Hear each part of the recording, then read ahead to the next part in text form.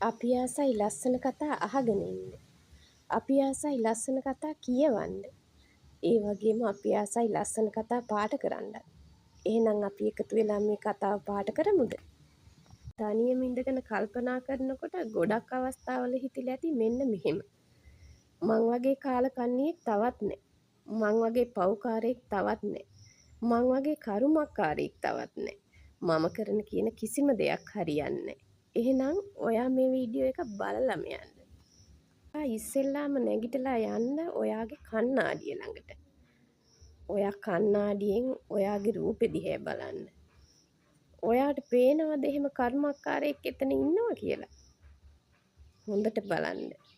ඔයා දැක්කේ නැති, ඔයා කවදාවත් අඳුරන්නේ නැති කෙනෙක් එතන ඉන්නවා. එහෙනම් මං ඔයාට කියන්නේ ඉස්සෙල්ලාම ඔයා එයාට කතා කරන්න. එයා ඔයා හිතන විදිහ කෙනෙක් නෙමෙයි. එයා මහා දැවැන්ත චරිතයක්.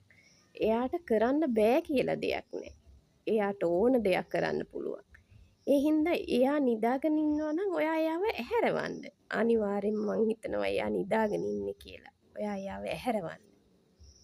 මතකද දන්නේ සමහර අය කිව්වා ඔයාගේ හුළඟක්වත් වදින්න එපා කියලා. තවත් සමහර අය කිව්වා ඔයා ඉපදෙන මහද්වීපයකවත් ඉපදෙන්න එපා කියලා. ඉතින් එයාලට අභියෝග කරන්න පුළුවන් චරිතයක් ඔයාගේ ඇතුලේ ඉන්නවා. එයාට කරන්න බැරි දෙයක් නෑ. ඔයා ඒක අදිස්ථාන කරගන්න. උනන්දුවයි අදිස්ථානයයි තියෙනවා නම් ඔයාට කරන්න බැරි දෙයක් නෑ. ඉතින් ඔයා දිනනවා. ඔයාව එපා කියලා දාලා ගියපු අය, ඔයා නිකම්ම නිකමෙක් කියපු අය, එයාලා ඔයා ළඟට එන දවසක් එනවා. එන්න එතකන් ඔයා ලස්සන හීනයක් දකින්න. ඒ ලස්සන හීනේ පාට කරන්න.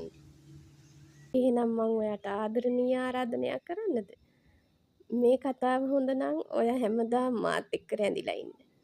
ඊළඟ හීනෙන් ආයෙත් අපි හමු වෙමු. එතකන් ඔයාට සුබ දවසක්.